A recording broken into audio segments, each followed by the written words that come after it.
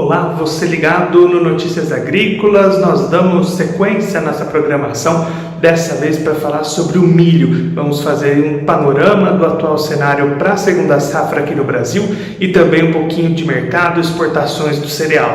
Para conversar com a gente sobre esse assunto, a gente recebe aqui o Sérgio Bortoloso, ele que é presidente da Abramilho. Então seja muito bem-vindo, Sérgio, é um prazer tê-lo aqui no Notícias Agrícolas.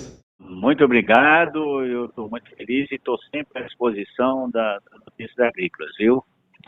Me sinto muito à vontade com vocês, tá? Sérgio, a gente vem acompanhando o desenvolvimento dessa segunda safra de milho pelo Brasil, né? Algumas áreas se desenvolvendo um pouco melhor, como Mato Grosso, Goiás, algumas com um pouquinho mais de dificuldade, por exemplo, ali no Paraná faltando chuvas. Qual que é a avaliação que a Abramilho faz dessa segunda safra aqui no Brasil? Ela vai ser uma safra boa.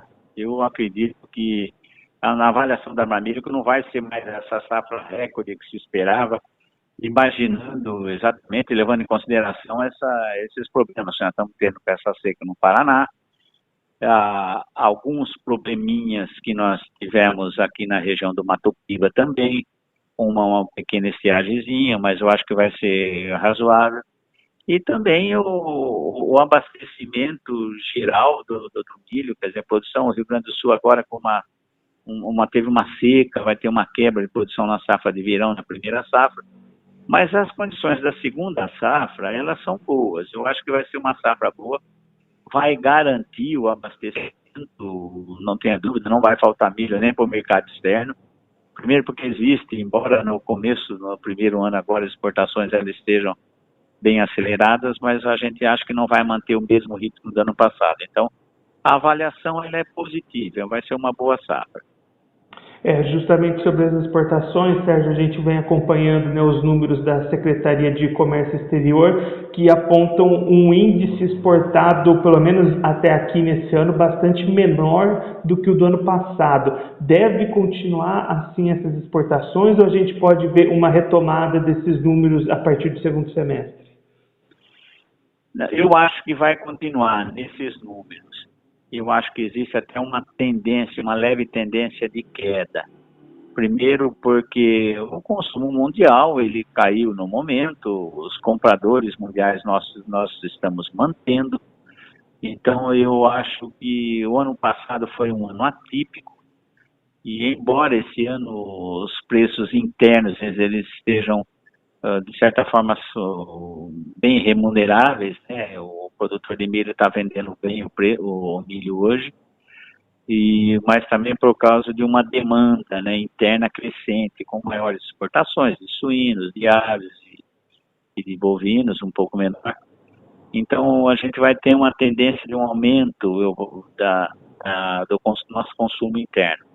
As exportações, eu acho que elas vão voltar à normalidade. Nós temos uma expectativa desse ano exportar aí em torno de 30, 32 milhões de toneladas, diferente do que foi no ano passado, né? Tá, então a gente pode fazer essa análise que, na verdade, não é esse ano que está apresentando uma grande queda, foi o ano passado que foi um ano atípico e grande volume exportado. Isso mesmo, esse raciocínio que você faz, é o que nós também da Abramilho fazemos. A gente não pode entender que nós temos um mercado consolidado lá fora. Esse mercado consolidado que nós temos é alguma coisa em torno de 30, 35 milhões. No ano passado nós extrapolamos isso, chegamos a quase 42 milhões de toneladas, né? Então isso foi um ano atípico. Esse ano volta à normalidade com um pouquinho de desaquecimento, né? E aí, Sérgio, falando do mercado interno, como é que você avalia essas movimentações da demanda interna, seja para o setor de carnes, para o setor de etanol de milho, que nesse momento de pandemia, de coronavírus, fica tudo muito incerto, né? Qual que é a avaliação da Abramilho para a demanda interna? É um aumento de consumo para de produção de proteínas, né? Principalmente de aves, de suínos e também no setor de bovino, exportação de carne bovina com um pouco menor, assim, uma menor intensidade, mas eu acho que a gente está conseguindo. Os próprios números da BPA hoje mostram que nós estamos exportando e que existe uma demanda mundial muito grande por esses produtos, né? Então a gente entende que isso vai gerar e já está gerando um aumento na demanda interna aqui. O que é muito bom, né, para o produtor, e o que a gente pretende cada vez mais é agregar valor aqui dentro da nossa cadeia produtiva e vender mais, consumir mais aqui dentro, e deixar sempre esse mercado consolidado que nós temos de exportação lá fora, como uma forma de garantir o preço para o produtor, né? Porque dentro de toda essa cadeia, porque fica lá na ponta e seriam mais desprotegidos. Mas então, é mais ou menos essa linha que nós imaginamos que vai acontecer. Falando dos preços que o senhor citou, o que a gente pode esperar dessas cotações, né? Elas vinham em preços bastante elevados, começaram a dar uma caída nesse momento. O que a gente pode esperar para o preço para aquele produtor que ainda precisa fazer vendas? Eu acho que o produtor deveria vender agora o milho nesses preços que estão. Primeiro porque a segunda safra ela não chegou no mercado ainda. Eu tenho a impressão que assim que ela chegar no mercado, ela vai ter um ajuste para baixo. Eu acho que vai cair um pouco os preços, mas a gente não pode afirmar nunca com certeza, uma vez que pode ter um aumento na demanda interna, com esse câmbio ajustado dessa forma, a gente tem também as nossas exportações, mas eu acho que a tendência do preço do milho, ele é abaixar um pouco do que ele está nesse momento, né? Isso é uma visão. Ele não vai voltar àqueles níveis do passado, níveis baixos que acabou comprometendo o produtor. Mas nós entendemos que ele pode abaixar um pouquinho sim. Sérgio, muito obrigado pela sua participação, por ajudar a gente a compreender um pouco melhor esse cenário para o milho aqui no Brasil nesse momento. Se o senhor quiser deixar um recado ou uma mensagem final para aquele produtor que acompanha a gente, pode ficar à vontade.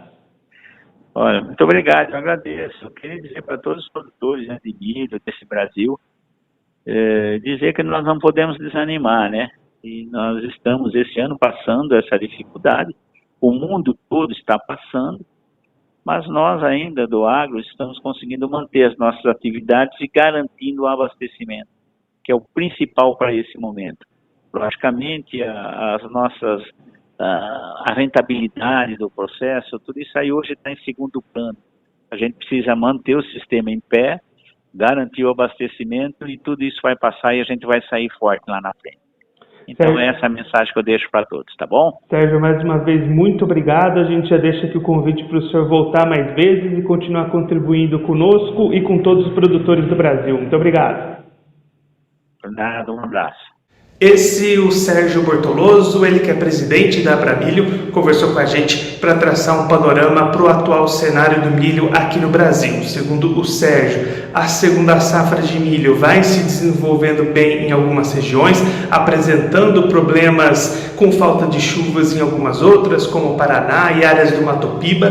Diante disso, a projeção da Abramilho é que ainda se tenha uma safra boa aqui no Brasil, mas não naqueles números recordes que eram esperados anteriormente. Diante disso, o Sérgio, presidente da Abramilho, espera que ainda assim seja possível abastecer toda a demanda que necessita de milho nesse momento. O Sérgio também destacando uma possibilidade das exportações serem bastante menores do que as do ano passado, mas aí mais em função do ano passado, 2019, ser um ano atípico e registrar muita exportação do que um problema de queda nesse ano. Ele acredita que as exportações voltem ao patamar de entre 30 e 32 milhões de toneladas, que é basicamente o mercado que o Brasil já tem consolidado lá fora, e esse volume restante seja absorvido pelo mercado interno, que tem demanda aquecida, principalmente para o mercado de rações, já que as exportações de carnes estão bastante fortes no Brasil nesse momento.